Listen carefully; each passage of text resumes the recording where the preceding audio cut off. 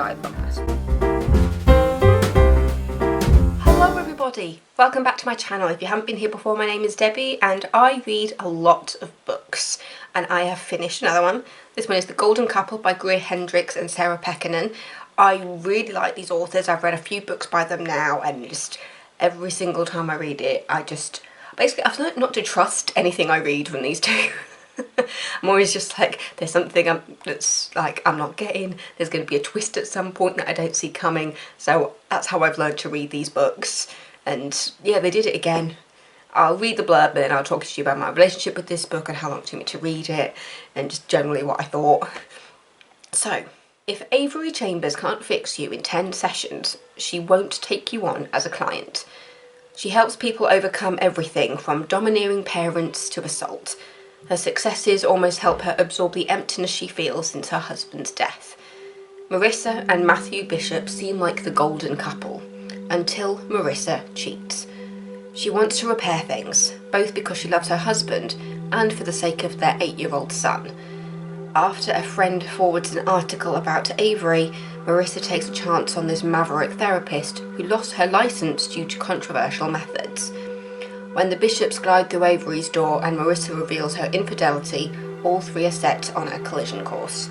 Because the biggest secrets in the room are still hidden, and it's no longer simply a marriage that's in danger. So this is 352 pages on ebook in contemporary fiction, crime thriller, general fiction, psychological fiction. Its target audience is adult. It does have very adult themes throughout the book, so I would say probably 16 and up. Yeah, 15, 16 and up. I'll admit, even though I really enjoyed this book, it's very different from the other books that I've read by them. I think it's because I'm used to their other books having a lot going on, and this kind of just like pulls it back and makes it a lot simpler. It's mainly about 4 or 5 main characters really, and the main ones, as you can probably guess from the blurb, are Avery the therapist and then Marissa and Matthew. You basically go between Marissa's chapters and Avery's chapters, and through that you find out that every single person in this book has a secret that they're hiding. And Avery, the big thing that she's hiding is to do with a previous client of hers, where a previous client came to her with, I think it was like sleep problems, and then it led to information coming out about the woman's job where she worked for a pharmaceutical company, and she found out that the drug that they were making was having very bad clinical trials where people were dying, and the company was trying to cover it up. So because Avery wasn't bound by therapist-client privilege because she lost her license, she decided to be a whistleblower for the client and basically made it public that there was something wrong going on within the company. Since then, Avery has been hounded by journalists, by people from the company, trying to find out who she was whistleblowing for. And so that is a very common theme throughout the book, of Avery trying to work out who's following her. There were points when I was wondering if she was becoming a bit paranoid. I was trying to figure out the connection between the company and the Bishops, because there is obviously a connection there that's hinted at from the very beginning, but you're trying to work out exactly what that connection is and how that is affecting everything else. When we first meet Marissa, she comes in basically saying, I've got this secret I'm hiding from my husband and I want to use you, Avery, to help figure out what's going on and try to figure out where this relationship's going based on my infidelity. Matthew is sporting under false pretenses, thinking that they are there to discuss their son, Bennett, who has been bullied a little bit at school.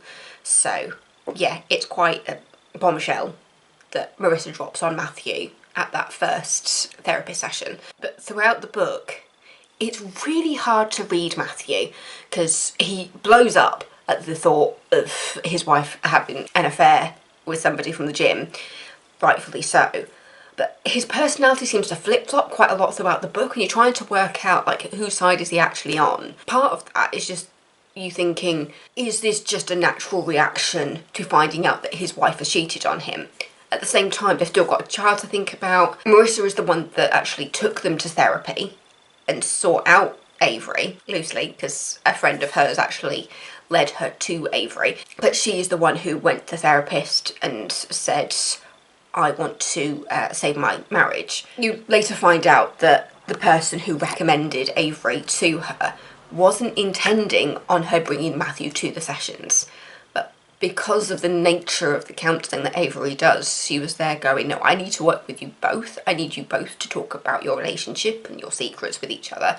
And there comes a point when they're about halfway through the sessions and Avery's still there going, they're still hiding things from me. They are still telling secrets, and none of this is going to work until they all open up. And as the therapist, she has no reason to share her own secrets with them. So that was how things kind of get into murky waters, when you realise that there is another connection between everybody, and that just gets murkier and murkier with all the secrets that are being hidden. And you also look at that relationship between Marissa and the girl who works for her at the boutique, and trying to understand that relationship, because there's a point when Marissa thinks that the guy that she slept with is becoming a bit obsessive. Phone calls where people keep hanging up, a threatening message that's put under the door of her boutique, and she's trying to work out if it was the guy that she slept with or not. You find out that the one night stand goes a little bit deeper than that. At first she implies that it was somebody from the gym, as to kind of subdue that relationship a little bit, because she doesn't want Matthew to blow up even more, especially when you find out that the one night stand wasn't with someone from the gym, it was actually someone from both her and Matthew's past. But yeah, it's just, there's so much layering to it. And throughout the book, because of my experience of reading these guys' books, I didn't trust anything I read. I didn't trust anything that I read. Just because I haven't shown you the front cover of the book yet, so this is it, it's The Golden Couple.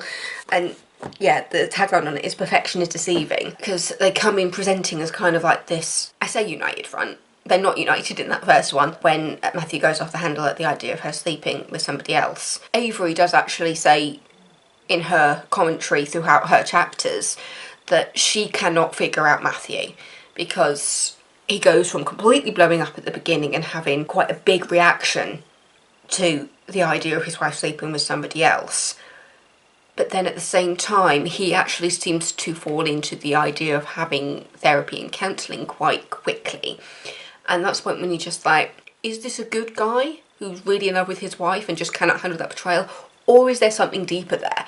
And as you go through, you do realise that there is something deeper there, and he's got his secrets as well, which, because I mean, Marissa and Matthew are childhood sweethearts, and the whole storyline going back to kind of when they first met and the relationships they had with each other and the relationships they had with their friends. There was also a bit of a side story where you find out that when they were teenagers, one of Marissa's best friends was killed, and it was the dodgy English teacher was arrested for the rape and murder of Marissa's friend.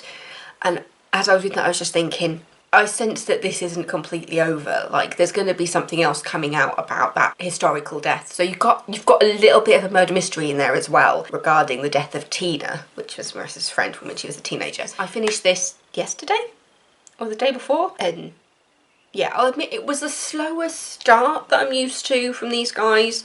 Normally used to get quite a lot in that first 100 pages, and yes, you do get the main thing where you find out that Marissa's had the affair, she's gone to therapy with her husband to try and fix the relationship, but it felt like not as much was happening in those first 100 pages. It was doing a lot of laying the groundwork for what was going to come later, which is why it felt slower. But then as everything starts to come out and the layering kind of becomes more evident, and you're just like, wait. To say that this was like my least favourite book from Greer and Sarah is a bit misleading, because even though I prefer the more twisty books, and yes, this does have quite a lot of twists in it, but I've seen twistier stuff from these two, this was still an incredible book that kept me guessing right till the very end. And I think it's because it also brings in a question mark over Matthew's father as well. You're trying to figure out kind of like which path you're on in regards to the different storylines that are happening, in regards to Matthew's secrets, Marissa's secrets and Avery's secrets, and where those paths kind of cross. I think that's the best way to describe it. Still just processing it. I'm still just processing it. But yeah, this was just such a clever book. It really did keep me guessing. I'm sure there will be people out there who did figure it out earlier than I did, but I think it's bringing in the storyline of Matthew's father as well just kind of put me slightly off course. So when it does come back to where it ends up, it was just like, damn it! I should have seen this coming, but I got too distracted by the red herrings. But yeah, Golden Couple, Greer, Hendricks, Sarah Pekkanen. That is the front cover, the beautiful front cover. Even though I wouldn't exactly call it my favourite of all the books that I've read by Greer, Hendricks and Sarah Pekkanen, I haven't read a bad book from them. It was just, I think this went more down the route of less is more, which still makes it really clever. Yeah, so thank you so much for watching. Don't forget to subscribe if you're not already. Stay safe, everybody.